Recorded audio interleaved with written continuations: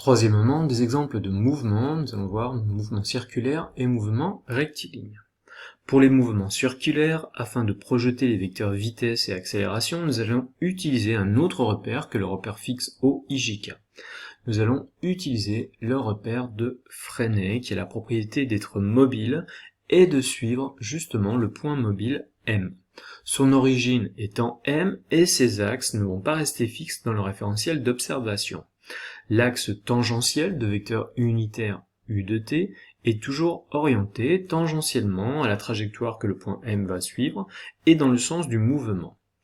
L'axe normal de vecteur unitaire U de n est perpendiculaire au vecteur U de t et orienté vers l'intérieur de la trajectoire ou encore vers le centre du cercle. Dans cette base de Freinet, les vecteurs vitesse et accélération instantanée sont plus faciles à exprimer. Par exemple, pour le vecteur vitesse, vecteur v c'est égal à la norme de v fois le vecteur tangentiel u de t. Il n'y a pas de composante normale pour la vitesse car elle est toujours tangente à la trajectoire. L'accélération, qui je rappelle est définie comme la dérivée du vecteur vitesse par rapport au temps, a pour composante tangentielle dv sur dt qui correspond à l'accélération tangentielle et une composante normale v carré sur r où r représente le rayon du cercle et qui correspond v carré sur r à l'accélération normale. Comparons maintenant les caractéristiques du vecteur vitesse et du vecteur accélération dans le cas d'un mouvement circulaire uniforme et un mouvement circulaire varié.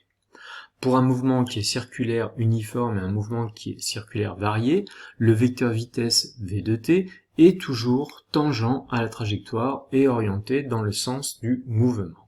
Lorsque le mouvement est uniforme, la valeur reste constante, mais elle change lorsque le mouvement est circulaire et varié. Le vecteur accélération, maintenant, il est toujours orienté vers l'intérieur de la trajectoire et plus précisément vers le centre du cercle lorsque le mouvement est uniforme. En effet, lorsque le mouvement est uniforme, il n'y a qu'une composante normale et donc l'accélération est égale à v carré sur r. Pourquoi? Parce que la valeur de la vitesse, elle, reste constante, et si la valeur de la vitesse reste constante, c'est-à-dire que dv sur dt est égal à 0, il n'y a pas de composante tangentielle. Donc uniquement une composante normale, l'accélération est donc orientée vers le centre du cercle. Dans le cas d'un mouvement qui est circulaire et varié, cette fois il y a une composante tangentielle et une composante normale, et l'accélération a une valeur qui sera différente de v carré sur r. Et le vecteur sera orienté vers l'intérieur de la trajectoire, mais pas cette fois vers le centre du cercle. Donc une accélération qui aura cette représentation, comme sur le schéma, donc vers l'intérieur de la trajectoire.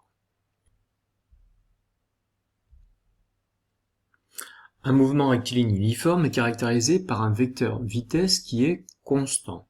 Il n'y a donc pas d'accélération car le vecteur vitesse v de t est égal à une constante. Un mouvement rectiligne uniformément accéléré ou ralenti est caractérisé par un vecteur accélération constant qui est dans le même sens que le vecteur vitesse lorsque le mouvement est accéléré.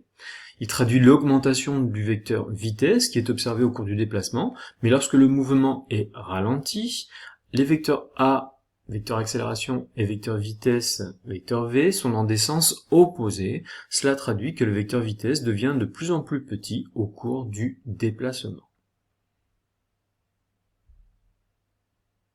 Quatrièmement, la deuxième loi de Newton. La deuxième loi de Newton s'applique dans un référentiel galiléen lorsque les forces agissant sur le système étudié ne se compensent plus. Dans ce cas, le système n'est plus au repos ou en mouvement rectiligne et uniforme, mais subit une accélération qui est d'autant plus grande que sa masse, la masse du système, est petite. Cela se traduit par la relation somme des forces ou résultante des forces appliquées au système est égale au produit de la masse du système par l'accélération de son centre d'inertie. La résultante des forces, évidemment, s'exprime en newton, la masse en kilogrammes et l'accélération en mètres secondes moins 2.